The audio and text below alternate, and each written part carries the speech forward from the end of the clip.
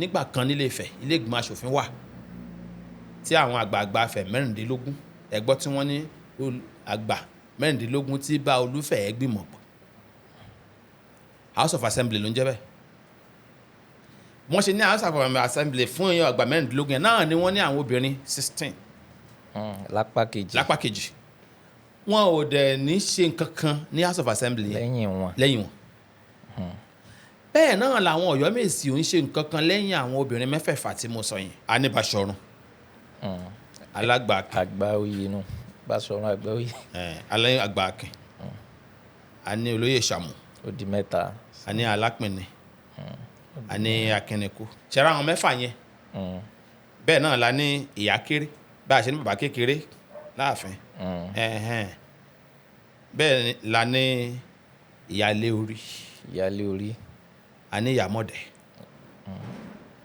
a ní ìyá ọba bẹ́ẹ̀ ni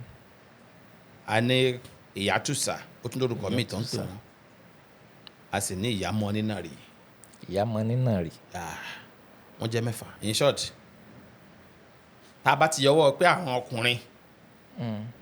nítọ̀dọ̀ àwọn tó ń pè l'Ọ̀yọ́mèsì pápá náà tí ń jóyàn làwọn obìnrin mẹ́fà yẹn náà Báṣọ̀run òun la pè lágbà oyè ẹ rí i pé àgbà oyè ni wọ́n pè wọ́n sọ pé àgbà Ọ̀yọ́mèsì tàbí àgbà ìwà rẹ̀fà àgbà oyè so anything chieftaincy position either honorary ni o àbí hereditary o. orí Báṣọ̀run ló pín sí.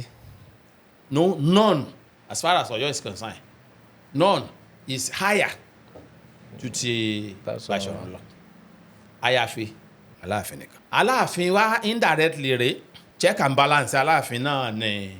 Báṣọ̀run.